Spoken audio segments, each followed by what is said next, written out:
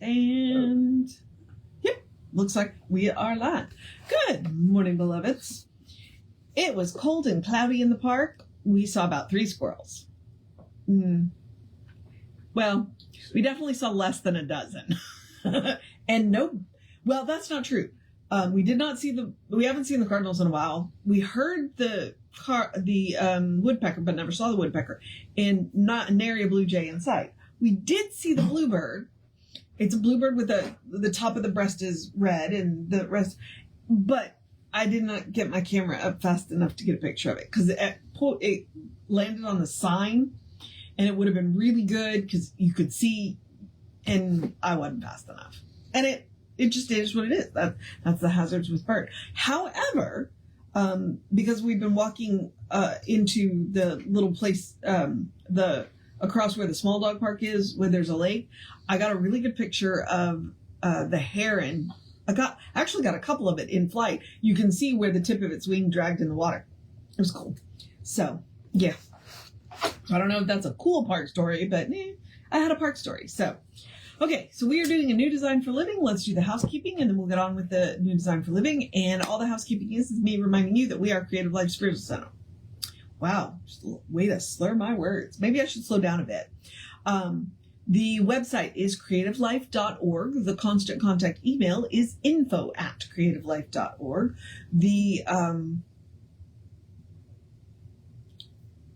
You get 1 email a week, tells you what's going on for the week and the month. The hot links are hot, meaning if it says click here now, it'll take you right to the information on the person that can help you get it. And it's a blind CC, meaning nobody will see your email, so you won't end up on anybody else's mailing list because of us. And when I say 1 a week, I mean that. The only reason you would get more than 1 is if something unusual happens, which we do live on the Gulf Coast, is usually weather related. So there's that. Okay. And then hang on, social media. my brain just kind of stopped for a moment. Wait, where were we going with that? So social media. We do not monetize the social media. So what we ask you to do instead to help us with the algorithm, since we don't monetize, so we don't want to deal with the ads any more than you do. So what we ask you to do instead is go like, subscribe, follow based on which platform you are on. If you allow notifications, that lets you know when we go live or when we upload new videos. And then engage with the individual posts. So react to the post, comment on the post, share the post. So that should be it. Okay. All right. So, I guess I should tell you what they are. Creative Life Spiritual Center or Creative Life Spark. Like on Instagram and Threads, we're Creative Life Spark. And then I'm the running of Ryan across all the social medias that I'm on. So, all right. So now, A New Design for Living it was probably one of the last books written by Ernest Holmes. And the way I've decided to describe it is the process of science of mind. He talks a lot of theory, but he's kind of going step by step, showing you how to put it into practice, how to actually do this. Because we are a religion for government paperwork. We're more of a philosophy. We've got action steps that you can take. And so that is what this is. So we are starting chapter 5 today. And chapter 5 is Changes Are Necessary. And we're going to start with a quote from Lao Tzu. As rivers have their source in some far-off fountain, so the human spirit has its source. To find the fountain of spirit is to learn the secret of heaven and earth. Lao Tzu. Okay, we are all living in a world of continual change, a world in which thought, thing, and experience are all in a constant state of flux. It is this very nature of the universe that there should be continual change and variation.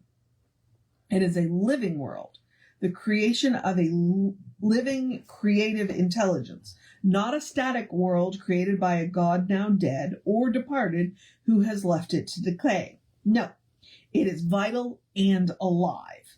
The mind that created it is not apart from it, but is always active in and through it. And I think that's a very important part of this process, to realize that we are working with something that is constantly in motion. But behind that which changes, behind that which causes the change, we have found that there is something stable and changeless, something eternal upon which all of the external events depend for their very existence.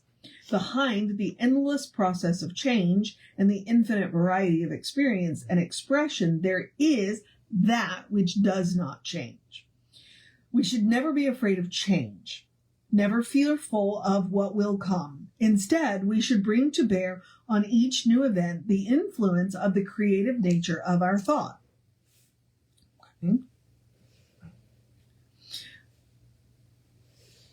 Okay.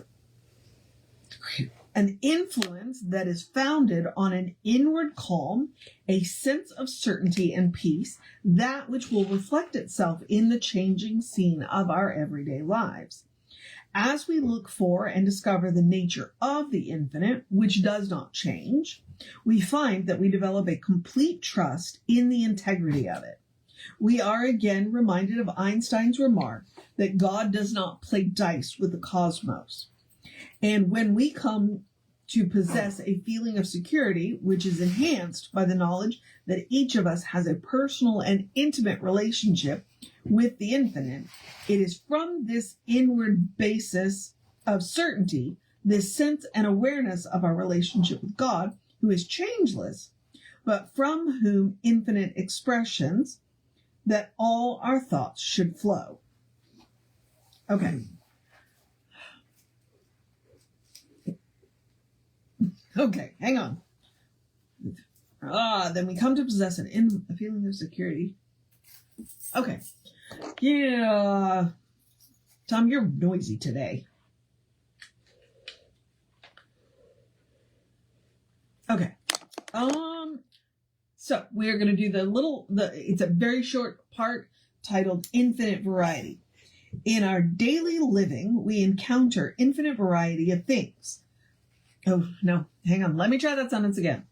In our daily living, we encounter infinite variety in all things. But behind the expression, there is a pattern or form which is the foundation.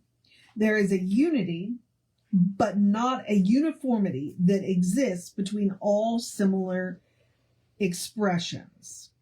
A unity that resides in the ultimate creative nature of the universe. A unity that allows freedom of individual expression. An obvious lesson can be learned if we look at ourselves, our families, our friends. We discover that we are all human beings, all pretty much the same. A head, 2 eyes, 2 ears, a nose, mouth, body, arms, and legs. And as we look further afield at the entire human race, we find some are tall, some are short, some are white, some are black, or yellow or red. But behind every person, there is a basic pattern, a pattern that is individually expressed. If there were not the possibility of a variation of expression, life could never have developed its infinite variety. If there were not, okay, hang on. If there were, if there had not been behind the development of humanity a basic pattern for humanity, there never could have been any way for us to develop. Okay. That's okay.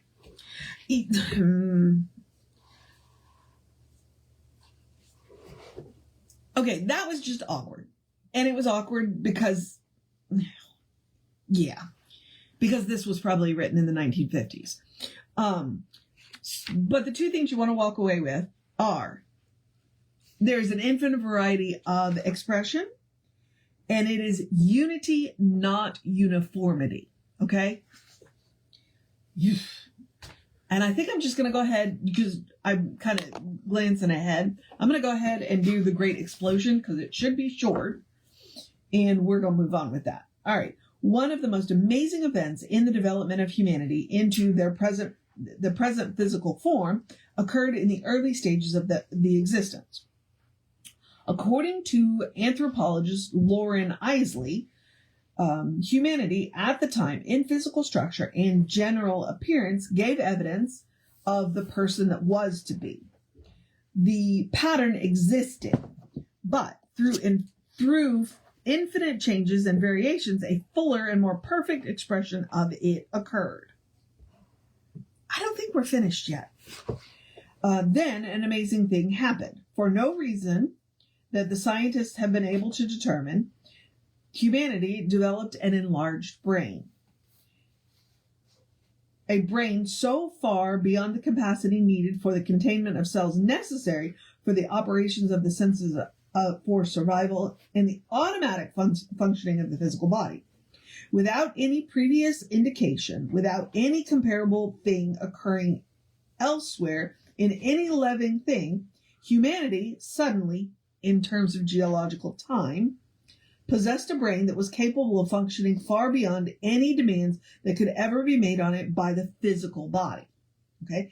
It was an elaborate instrument that was capable of being a channel for thought, creative thought. Why did it appear? What caused it to appear? What was its purpose?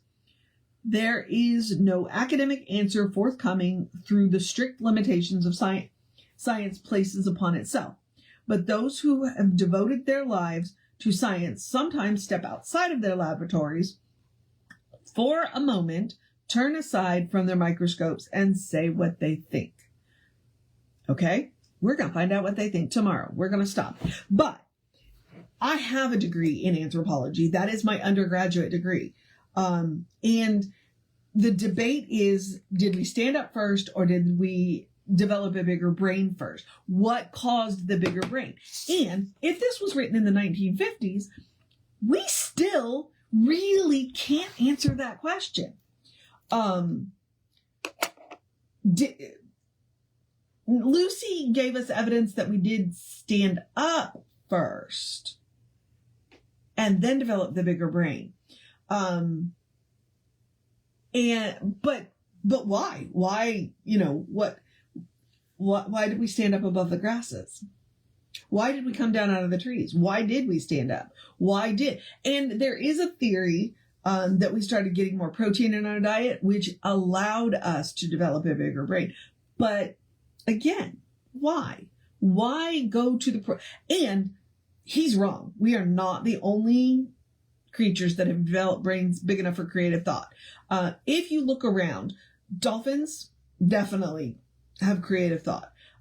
Crows and or ravens have been taught to solve rather complex puzzles. And there are a number of primates that do use tools. So, but why did we take this great leap? I don't know. And we still don't know. And so we'll find out what Ernest thinks tomorrow, because we're going to start with freedom from domination. So, interesting. All right, so I'm going to encourage you to have a great day, wondrous day, fantastic day, magical day, an enchanted day, wonderful day, awesome day, an amazing day. I am going to have a catter day, so I encourage you to cuddle your fur babies day, drink plenty of water day, bundle up day. If you have delicate plants, maybe bring them inside day, because the temperature is about to take a nosedive day. Do what you got to do day. Take some time for yourself day. Take a nap day. That's my goal today. Watch some cartoons day. Yeah, because I'm going to watch some cartoons day. I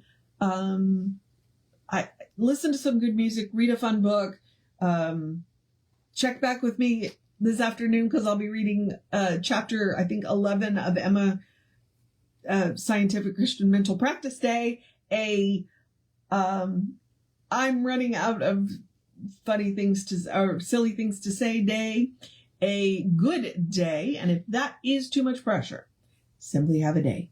You are enough, just as you are. You are a beloved expression of the divine. You are spirit in motion, God in action, a brilliant light, a divine spark, a beautiful masterpiece, and a work in progress at the same time, at your own pace.